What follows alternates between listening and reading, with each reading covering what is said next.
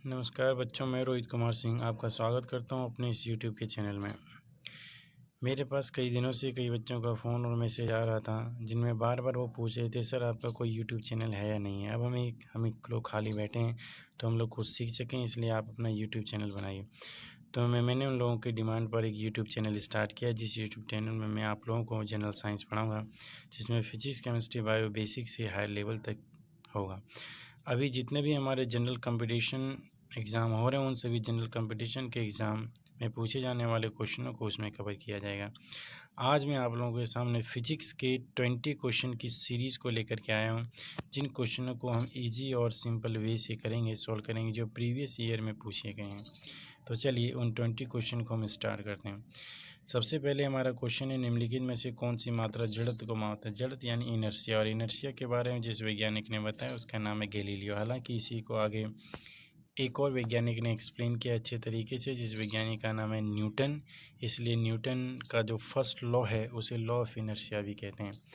अब आप लोग को बताइए, निम्नलिखित में से कौन सी मात्रा जड़त्व को मापे। तो जड़त्व, या जब कोई भी जड़त्व क्या होता है, तो जड़त्व है जब कोई भी बॉडी रेस्ट में, तो रेस्ट में ही रुके रहना चाहती है, और यदि कोई बॉडी मोशन कर रही है तो मोशन ही करते रहना चाहती है। अब हम लोगों को पता है कि जब कोई भी बॉडी मोशन करती है या रेस्ट में होती है, तो उस बॉडी के अंदर एक ऐसी चीज़ है जो हमेशा कांस्टेंट होती है, और वो ना तो वेग है और ना ही त्वरण, ना ही भार है, वो होता है मास। तो हम कह सकते हैं कि हमारा यहाँ करेक्ट आंसर होगा मास।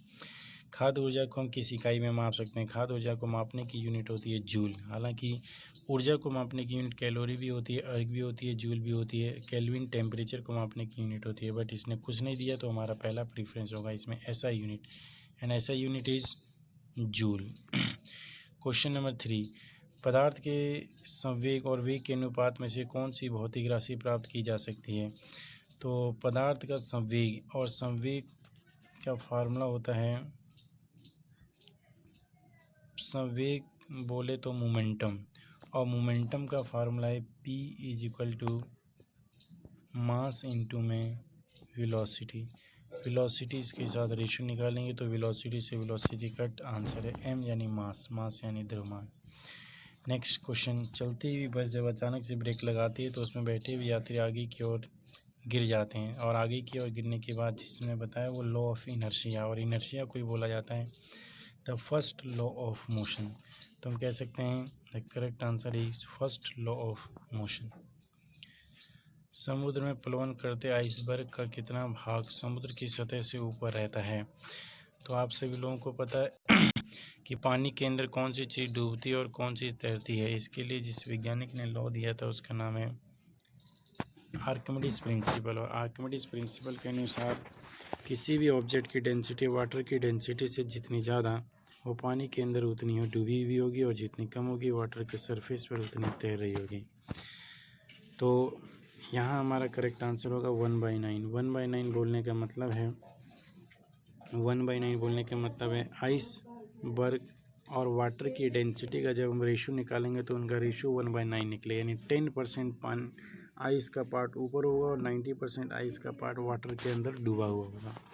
हम दलदली सड़कों पर क्यों फिसल जाते हैं। जब हम दलदली सड़कों पर पैर रखते हैं तो अचानक से हमारी स्पीड बढ़ जाती है और हम अनबैलेंस होकर के गिर जाते हैं, और हमारी स्पीड बढ़ रही है तो स्पीड के बढ़ने का कारण है हमारे पैर के ऊपर लगने वाले फ्रिक्शन की कमी। तो द करेक्ट आंसर है घर्षण की कमी। नेक्स्ट क्वेश्चन नंबर 7, प्रकाश वोल्टेज सेल के प्रयोग से सौर ऊर्जा का रूपांतर करने की निम्न में से किसका उत्पादन होता है। तो प्रकाश ऊर्जा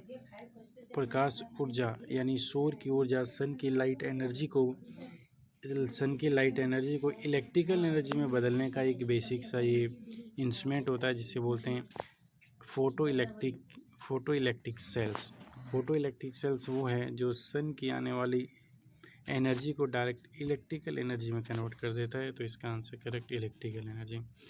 स्वचालित वाहनों में स्वचालित ब्रेकों का इस्तेमाल वस्तुतः किस नियम का सीधा अनुप्रयोग होता है।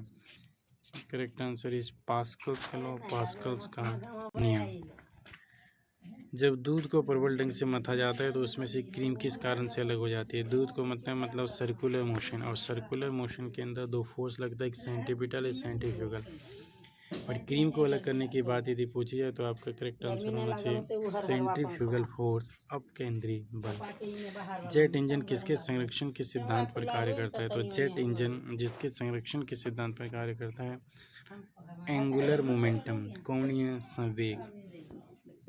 नेक्स्ट क्वेश्चन, पृथ्वी के गुरुत्वाकर्षण का कितना भाग चंद्रमा के गुरुत्वाकर्षण के सबसे नज़दीक है? तो आप लोगों को पता है पृथ्वी और चंद्रमा इन दोनों का गुरुत्वाकर्षण एक बराबर नहीं है, क्योंकि इन दोनों का मास एक बराबर नहीं है और इन दोनों का रेडियस एक बराबर नहीं है। तो पृथ्वी का गुरुत्वाकर्षण चंद्रमा के गुरुत्वाकर्षण का 6 गुना ज़्यादा और चंद्रमा का गुरुत्वाकर्षण पृथ्वी गुरुत्वाकर्षण का 6 गुना कम। इसका कहने का मतलब है यदि किसी भी बॉडी का वेट चंद्रमा के ऊपर और पृथ्वी के ऊपर मापा जाए तो एक बराबर नहीं होगा। यदि किसी बॉडी का वेट अर्थ के सरफेस पर 60 किलोग्राम है तो वो चंद्रमा पर जाकर के 60/6 यानी 10 किलोग्राम की रह जाएगी। तो हमारा करेक्ट आंसर है 1/6। Correct answer is 1/6। किस तुल्यकालिक उपग्रह की पृथ्वी की सतह से ऊंचाई लगभग कितनी होती है? तो पृथ्वी के सरफेस से अलग अलग हाइट पर जो सैटेलाइट को रोटेट घुमाए जाते हैं ऑर्बिट के रूप में हमने डिवाइड कर दिया लियो, मियो, जियो, हियो। ये सैटेलाइट के टॉपिक में आप लोगों को पढ़ाऊंगा, बट यदि कभी भी तुल्यकालिक या जियो स्टेशनरी सैटेलाइट की बात की जाए तो हमेशा आप एक क्वेश्चन याद रखना है कि 36,000 किलोमीटर की ऊंचाई, 36,000 किलोमीटर की ऊंचाई पर हम उनको लॉन्च करते हैं। नेक्स्ट क्वेश्चन है, वर्षा की बूंद का आकार गोल किस कारण से हो जाता है? तो वर्षा की बूंद का आकार गोल होने का कारण होता है पृष्ठ तनाव, यानी वाटर की अपनी एक प्रॉपर्टी होती है जिस प्रॉपर्टी के अंदर वाटर अपने सरफेस एरिया को सबसे कम बनाना चाहता है और सबसे कम सरफेस एरिया को कवर करने के लिए उसे एक आकार बनाना पड़ेगा जिस आकार का नाम है स्फेरिकल यानी गोलाकार। उसी को हम पृष्ठ तनाव या सरफेस टेंशन कहते हैं। नेक्स्ट महान वैज्ञानिक नेक्स्ट क्वेश्चन, महान वैज्ञानिक आर्किमिडीज किस देश से संबंधित थे? Greece. Correct answer Greece. Next question, पानी में एक गिलास में एक बर्फ़ का टुकड़ा तैर रहा है, जब बर्फ़ पिघलती है तो पानी के अंदर कैसा प्रभाव होगा? बढ़ेगा, कम होगा, उतना ही रहेगा या पहले बढ़ेगा फिर घटेगा? लोगों को पता है कि जब किसी भी ग्लास के अंदर पानी भर के जब उसमें आप आइस का टुकड़ा डाल देते हो तो उसका लेवल कुछ बढ़ता है, उतना ही लेवल बढ़ेगा जितना उसने उसके अंदर स्थान, जितना आइसबर्ग ने उसके अंदर स्थान घेरा हुआ। बट थोड़ी देर के बाद जैसे वो आइस पिघलता है तो उसका वाटर लेवल ना तो बढ़ेगा और ना ही घटेगा, उतना ही रहेगा, क्योंकि जितना पानी ने उसके अंदर पिघला है उतना स्थान पहले ही उसने घेर रखा था बर्फ़ ने, तो उतना ही रहेगा, ना बढ़ेगा ना घटेगा। गुरुत्वाकर्षण के सार्वभौमिक नियम का प्रतिपादन किसने किया था? Sir Isaac Newton. निम्नलिखित में से कौन सा 1 किलोग्राम द्रव्यमान के पिंड पर कार्यरत पृथ्वी गुरुत्वाकर्षण का 1 किलोग्राम के ऊपर पृथ्वी का गुरुत्वाकर्षण बल कितना कार्य करता है? 9.8 9.8।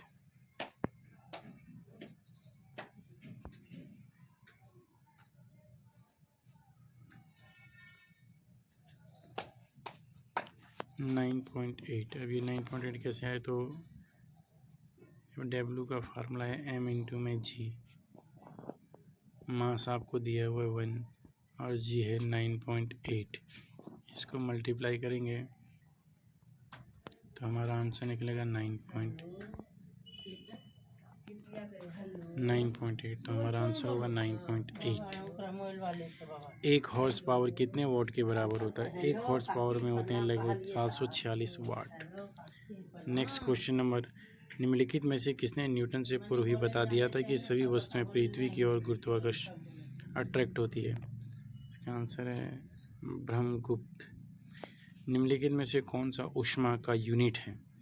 ऊष्मा यानी एनर्जी, और एनर्जी को मापने की यूनिट होती है जूल। ओम रेजिस्टेंस को मापने की यूनिट है एम्पियर, इलेक्ट्रिसिटी को मापने की यूनिट है, और वोल्ट पोटेंशियल डिफरेंस को मापने की यूनिट। Thank you.